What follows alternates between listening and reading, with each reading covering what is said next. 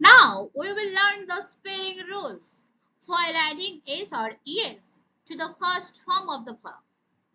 এবার আমরা ভার্বের ফার্স্ট ফর্মের সাথে কখন এস অ্যাড করব আর কখন এস অ্যাড করব সেই বিষয়ে কিছু টিপস বা রুলস নিয়ে আমরা আলোচনা করব। প্রথম যে টিপসটি রয়েছে, যদি কোনো verb ch, sh, o, x এগুলো দিয়ে শেষ হয় সেক্ষেত্রে আমরা ভার্বের সাথে কি করব, es অ্যাড করব।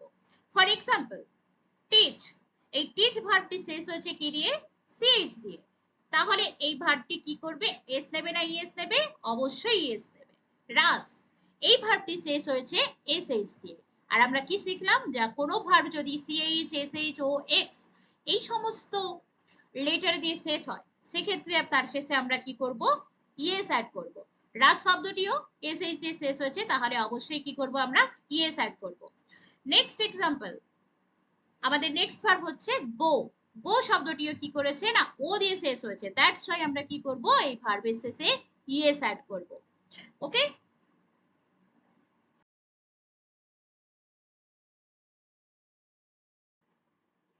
hello everyone, welcome back to my channel. Today we are going to explore the simple present tense. The simple present tense is used to describe our daily routines, our daily habits and general truths. আজকে আমি আমার এই ভিডিওতে simple present tense নিয়ে আলোচনা করব। এই simple present tense আমাদের যে নিয়মিত যে অভ্যাস রয়েছে, আমাদের যে ডেইলি রুটিনস রয়েছে, যে জেনারেল ট্রুথস গুলো রয়েছে সেগুলোকে বর্ণনা করতে সাহায্য করে থাকে। In this video, I will also describe how to use it correctly in everyday conversation. আমাদের প্রত্যেক দিনে যে কনভারসেশন রয়েছে সেখানে কিভাবে আমরা সিম্পল প্রেজেন্ট টেন্সকে কারেক্টলি ইউজ করতে পারি সেটা নিয়েও আজকে আমি আলোচনা করব। So let's start.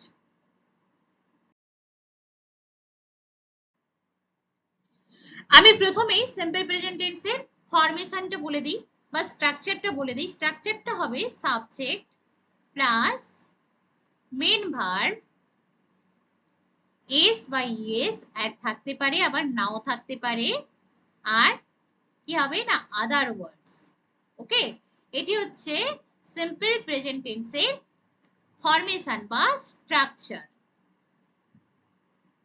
এবার আমরা কি করব না, সিম্পল প্রেজেন্ট টেন্সকে আমরা কখন ইউজ করতে পারি তখন এবার সেগুলো একটু জেনে নিই।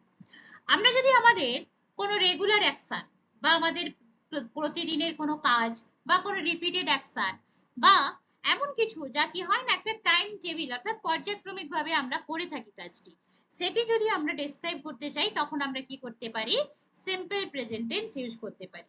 ওকে, simple present tense is used to talk about a regular repeated action or something that is on a timetable.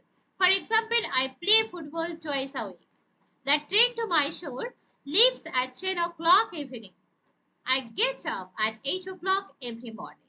এগুলো সমস্ত কি করছে, একটা রেগুলার রিপিটেড অ্যাকশন এবং তার সাথে এমন হচ্ছে গিয়ে কি একটা অ্যাকশনকে ইন্ডিকেট করছে যেগুলো কি না টাইম টেবিল ওয়াইজ কি কয় না ঘটতে থাকে। Okay, next, to talk about a universal truth or law of nature. আমরা সিম্পল প্রেজেন্ট টেন্সকে আর কিভাবে ইউজ করতে পারি, কোথায় ইউজ করতে পারি না, আমরা যদি কোনো চিরন্তন সত্য বা ঐতিহাসিক সত্য যদি ব্যাখ্যা করতে চাই বা ডেসক্রাইব করতে চাই বা প্রকৃতির নিয়ম যেটি এরকম কিছু যদি আমরা ডেসক্রাইব করতে চাই সেক্ষেত্রে আমরা কি করতে পারি, সিম্পল প্রেজেন্ট টেন্স ইউজ করতে পারি। For example, the sun rises in the east. Okay, the earth goes round the sun. Honey is sweet. Light from the sun takes 8 minutes to reach the earth. এখানে যতগুলো example আমরা দেখলাম সবই কিন্তু কি না universal truth. Okay, law of nature wise কিন্তু ঘটে থাকে, প্রকৃতির নিয়মে ঘটে থাকে, এগুলোকে আমরা কি করতে পারি না, চেঞ্জ করতে পারি না। ওকে,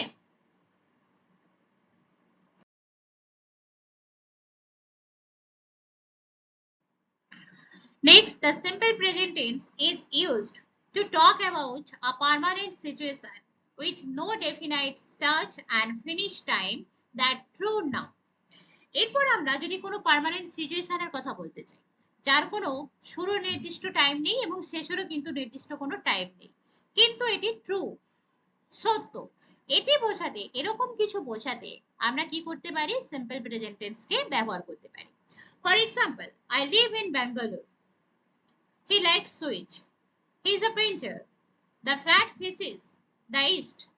ওকে, next, the simple present tense is used to talk about feelings. যদি আমরা আমাদের যে ফিলিংস রয়েছে, আমাদের যে অনুভূতি রয়েছে, সেগুলো যদি এক্সপ্রেস করতে চাই বা সেগুলো যদি ডেসক্রাইব করতে চাই, তখন আমরা কি করতে পারি, সিম্পল প্রেজেন্ট টেন্স ইউজ করতে পারি। For example, I think you are right, she likes her job, he wants a new bike, you look all right. Okay,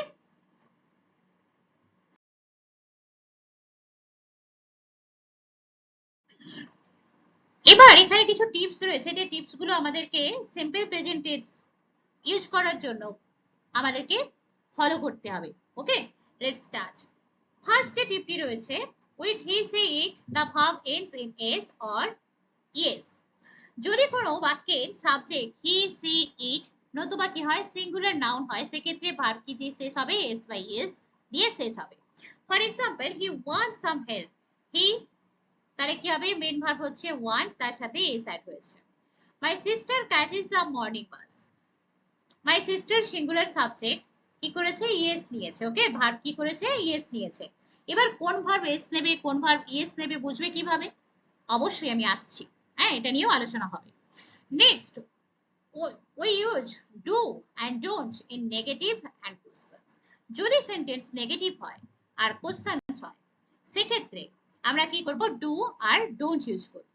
okay, negative হলে আমরা কি করব, ডোন্ট ইউজ করব, আর যদি পজিটিভ কোশ্চেন হয় সেক্ষেত্রে কি করব, পজিটিভ হয় সেক্ষেত্রে ডু ইউজ করব, অবশ্যই সেটি কোশ্চেনের ক্ষেত্রে।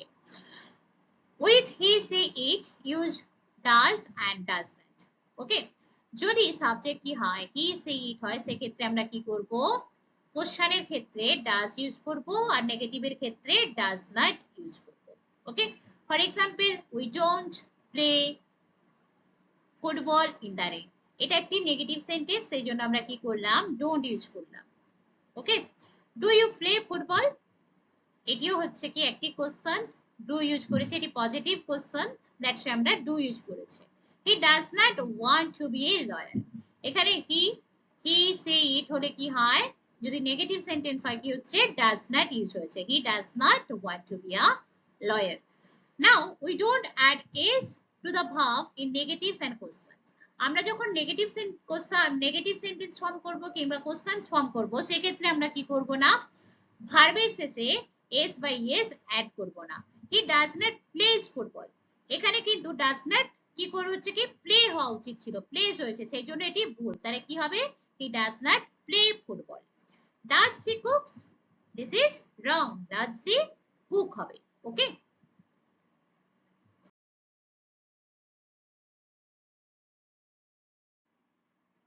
now I will describe the spelling rules while adding s or yes to the first form of the verb. এবার আমি ভার্বের ফার্স্ট ফর্মের সাথে কখন এস অ্যাড করব আর কখন ইয়েস অ্যাড করব, তার যে টিপস, তার যে রুলস গুলো রয়েছে, সেগুলো নিয়ে আলোচনা করব। So let's start. ফার্স্ট যে রুলসটি রয়েছে, add ES to the first form of the verb if it ends in ch, sh ও x। যদি কোনো ভার্ব ch দিয়ে শেষ হয়, sh দিয়ে শেষ হয়, o দিয়ে শেষ হয়, x দিয়ে শেষ হয়, সেক্ষেত্রে আমরা কি করব, ভার্বের শেষে ইয়েস অ্যাড করব। ফর এক্সাম্পল, টিচ, এই ভার্বটি কি দিয়ে শেষ হয়েছে, ch দিয়ে শেষ হয়েছে, তাহলে কি নেবে, ইয়েস। ওকে, টিচ, টিচেস। ওকে, নেক্সট, রাস, এই ভার্বটিও sh দিয়ে শেষ হয়েছে, এটিও কি নেবে, ইয়েস অ্যাড করব। নেক্সট যে ভার্বটি রয়েছে সেটি হচ্ছে গো, কি দিয়ে শেষ হয়েছে, ও দিয়ে শেষ হয়েছে, দ্যাটস ওয়াই এর শেষে আমরা কি করব, এই ভার্বের শেষে ইয়েস অ্যাড করব। ওকে, নেক্সট যে রুলটি রয়েছে, if the verb ends in y and there is consonant before y, change y into I and add yes to the verb. বলছে কোনো ভার্ব যদি y দিয়ে শেষ হয় এবং সেই y এর আগে যদি কোনো কনসোনেন্ট থেকে থাকে, সেক্ষেত্রে আমরা কি করব, y এর পরিবর্তে I বসাবো এবং তার সাথে yes অ্যাড করে দেব।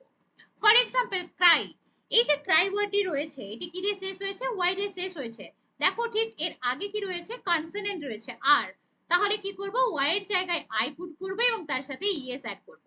ওকে, ক্রাই থেকে হবে cries, fly flies, carry caries.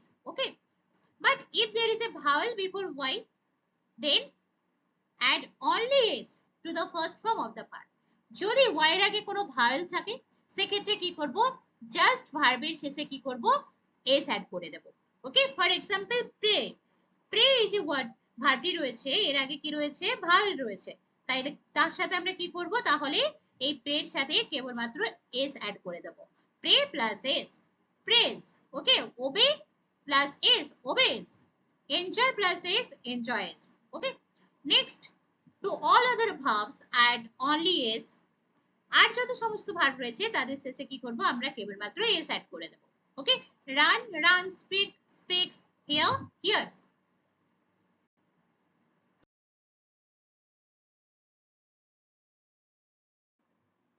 That's all for today.